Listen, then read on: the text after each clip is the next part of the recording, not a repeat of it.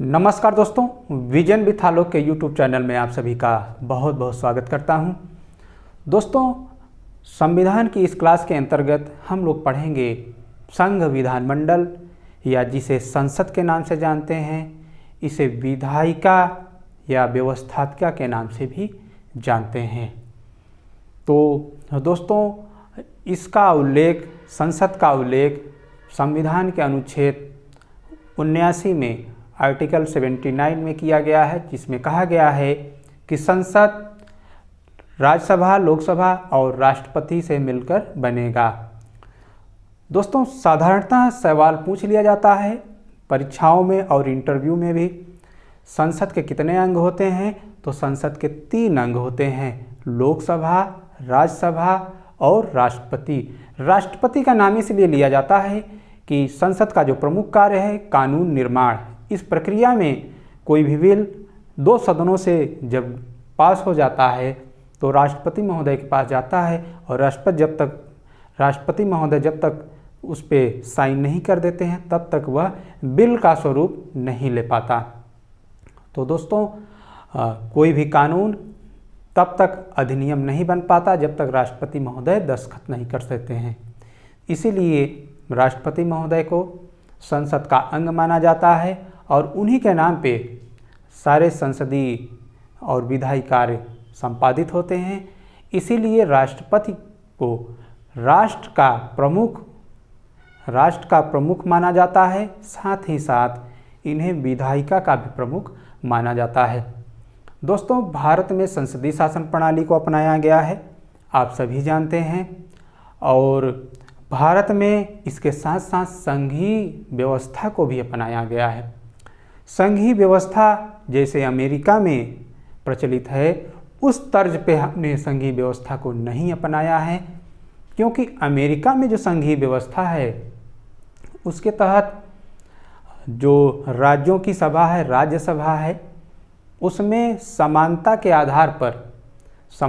आधार पर सीटों का आवंटन किया गया है, जबकि हमारे यहाँ ऐसा नहीं है। उत्तर प्रदेश में राज्यसभा सदस्यों की सीटों की संख्या सबसे ज़्यादा है, जबकि छोटे राज्य जैसे सिक्किम वगैरह में सीटों की संख्या बहुत कम है। तो इस तरह आप तुलना कर सकते हैं, जिनकी जितनी ज़्यादा संख्या है राज्यों में उतनी ज़्यादा राज्यसभा सीटें निर्धारित की गई हैं, जिनकी कम है उनकी कम। तो जनसंख्या को आधार बनाया गया है। तो दोस्तों, आज की क्लास में एक तरह से हम राज्यसभा के बारे में पढ़ेंगे। राज्यसभा जो संसद का उच्च सदन होता है, जो द्वितीय सदन होता है, और यह एक अस्थायी सदन होता है।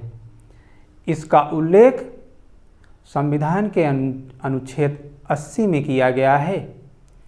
और दोस्तों, राज्यसभा एक ऐसा सदन है जो कभी भंग नहीं होता है। इसके सदस्यों का कार्यकाल 6 वर्ष होता है, और इनकी योग्यता क्या होती है उसको हम बारी बारी से पढ़ेंगे। तो दोस्तों, अगर हम क्रम से देखें तो भारत में संसदीय शासन प्रणाली को अपनाया गया है, और संसदीय शासन प्रणाली में जो राष्ट्रपति की स्थिति होती है वह कार्यपालिका प्रधान के साथ साथ विधायिका प्रधान की भी भूमिका राष्ट्रपति महोदय निभाते हैं। दोस्तों, अनुच्छेद 79 में संसद के बारे में बताया गया है कि संसद राज्यसभा, लोकसभा और राष्ट्रपति 3 तत्वों से मिलके बनेगी। दोस्तों, टीजीटी 2013 में टीजीटी ने एक सवाल पूछा। वो सवाल ये था कि दो सदन वाली व्यवस्था किस सरकार की प्रमुख विशेषता है?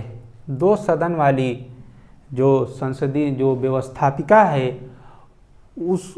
वह व्यवस्थापिका किस प्रकार के सरकार की प्रमुख विशेषता है? तो दोस्तों, इसका आंसर यही था, संघात्मक व्यवस्था। उसमें सवाल में आंसर यह भी लिखा हुआ था, अध्यक्षात्मक व्यवस्था, एकात्मक व्यवस्था, संसदात्मक व्यवस्था। तो 2 सदन का होना बहुत ज़रूरी है संघात्मक व्यवस्था में। क्यों? क्योंकि संघात्मक व्यवस्था में एक संघ की सरकार होती है और एक राज्य की सरकार होती है।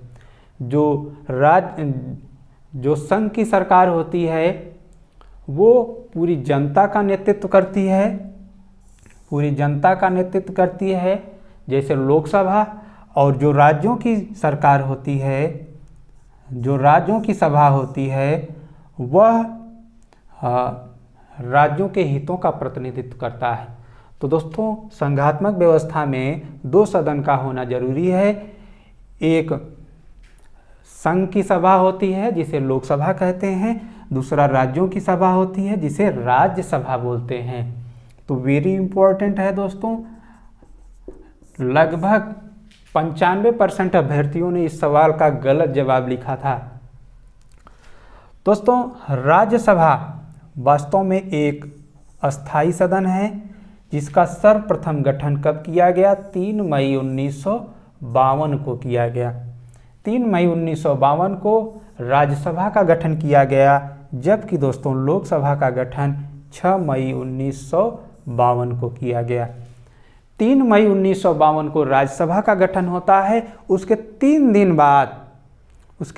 दिन बाद लोकसभा का भी गठन हो जाता है। अगर एक डेट को आप याद रखते हैं दोस्तों, दूसरा डेट आपको याद हो जाएगा, 3 दिन आप जोड़ देंगे।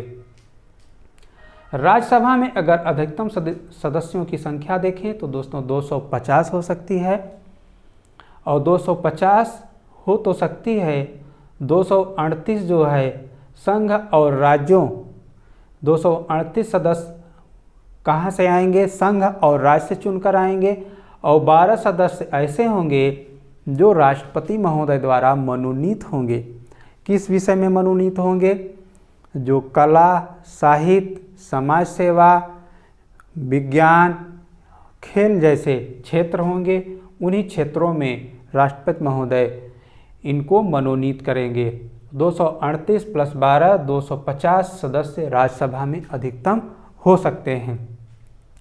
दोस्तों, जो सांसद होते हैं, इनकी अयोग्यता का निर्धारण कौन करता है? वेरी इंपॉर्टेंट सवाल है।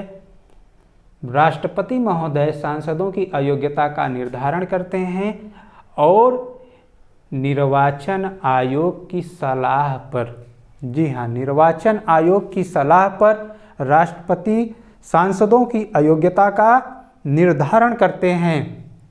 लेकिन दोस्तों, अगर पूछ लिया जाए दल बदल से संबंधित अयोग्यता का निर्धारण कौन करता है, तो राष्ट्रपति आंसर नहीं होगा, तब होगा संबंधित सदन का जो चेयरमैन होते हैं वो दल बदल संबंधित मामलों का निपटारा करते हैं। जैसे लोकसभा के दल बदल का मामला है तो वहाँ के स्पीकर इस मामले को निपटाएंगे, और अगर राज्यसभा का मामला है तो उपराष्ट्रपति इस मामले को फाइनल करेंगे। दोस्तों, वो कौन से व्यक्ति हो सकते हैं जिनके अंदर कौन सी योग्यता हो जो राज्यसभा के सांसद बनने की योग्यता धारण करते हैं? तो आइए देखते हैं योग्यता क्या होनी चाहिए राज्यसभा सदस्य बनने के लिए।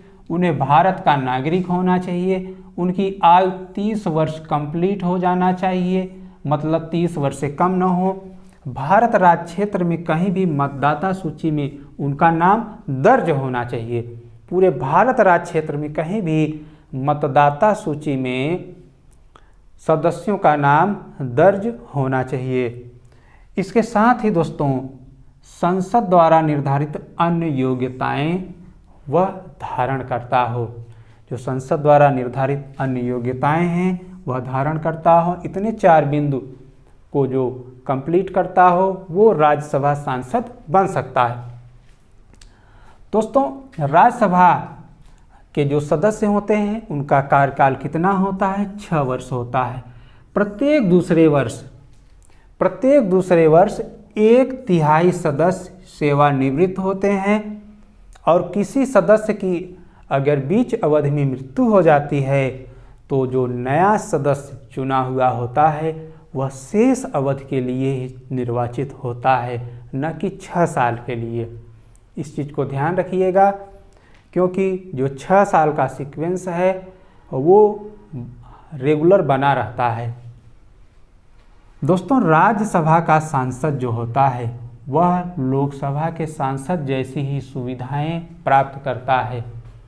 लोकसभा का सांसद, राज्यसभा का सांसद दोनों सांसद कहलाते हैं और दोनों की सेम सुविधाएं होती हैं। जो सांसद निधि होती है वो भी सेम ही होती है।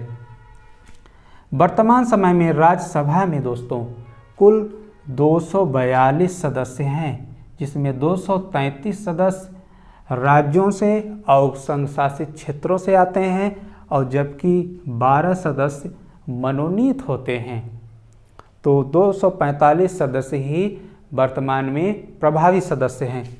उपराष्ट्रपति राज्यसभा का पदेन सभापति होता है। जी हाँ दोस्तों, उपराष्ट्रपति राज्यसभा का पदेन सभापति होता है और सभापति का वेतन भी उपराष्ट्रपति महोदय प्राप्त करते हैं, क्योंकि उपराष्ट्रपति के रूप में उनका कोई कार्य ही नहीं है। उपराष्ट्रपति के रूप में उनका कोई कार्य नहीं है, उनको वेतन सभापति के रूप में मिलता है। और वर्तमान समय में कितना वेतन मिलता है दोस्तों? 4 लाख रुपए प्रति माह। जी हाँ, 4 लाख रुपए प्रति माह इन्हें वेतन प्राप्त होता है, जबकि आप जानते हैं राष्ट्रपति को कुल 5 लाख रुपया प्रति माह वेतन प्राप्त होता है। दोस्तों, राज्यसभा के जो सदस्य होते हैं ये अपना त्याग पत्र सभापति महोदय को देते हैं। जो राज्यसभा के सदस्य होते हैं ये अपना त्याग पत्र किसे देते हैं? सभापति महोदय को देते हैं। दोस्तों, सामान्यतः राज्यसभा का कोई विशेषाधिकार नहीं होता है। राज्यसभा का कोई विशेषाधिकार नहीं होता है। यह साधारण विधेयक को 6 माह तक रोक सकती है और अगर इससे ज़्यादा रोकती है, इससे अधिक रोकती है, तो उस समय संयुक्त बैठक का आयोजन राष्ट्रपति कर सकते हैं। और दोस्तों, धन विधेयक के मामले में राज्यसभा को सिर्फ 14 दिन रोकने का अधिकार है। धन विधेयक सिर्फ 14 दिन तक रोक सकते हैं, उससे ज़्यादा नहीं। और राज्यसभा के अगर अधिकारों की बात दुनिया में देखें तो दोस्तों, अमेरिका यूएसए में राज्यसभा को सीनेट कहा जाता है। यह ऊपरी सदन है, यह ऊपरी सदन है और यह सबसे शक्तिशाली सदन है। यह ऊपरी सदन है और यह सबसे शक्तिशाली सदन है। दोस्तों, पीजीटी 2013 में पूछा गया सवाल है कि सीनेट जो अमेरिका में है यह निचली सदन है या ऊपरी सदन है। कथन कारण में दिया था, तो ये दोनों कथन सही थे, बाकी जो कथन थे वो गलत थे।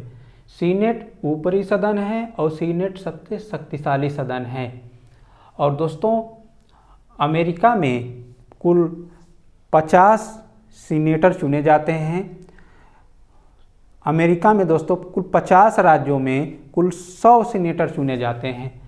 कहने का तात्पर्य यह है कि एक राज्य से 2 सीनेटर का चुना जाना निश्चित होता है अमेरिका में, और कुल सीनेटरों की संख्या 100 होती है।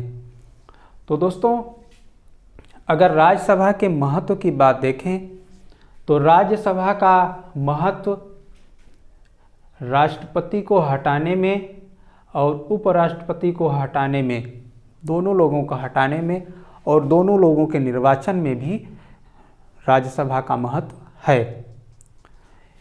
इसी के साथ दोस्तों, इसी के साथ उपराष्ट्रपति के बारे में अगर देखें तो उपराष्ट्रपति को हटाने की प्रक्रिया सिर्फ और सिर्फ राज्यसभा में ही शुरू की जा सकती है।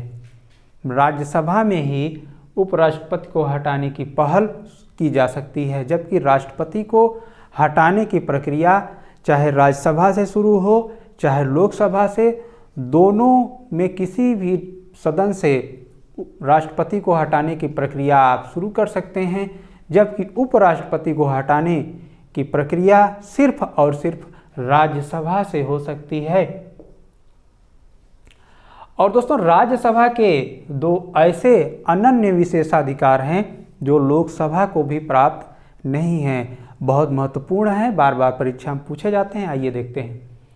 पहला अधिकार क्या है?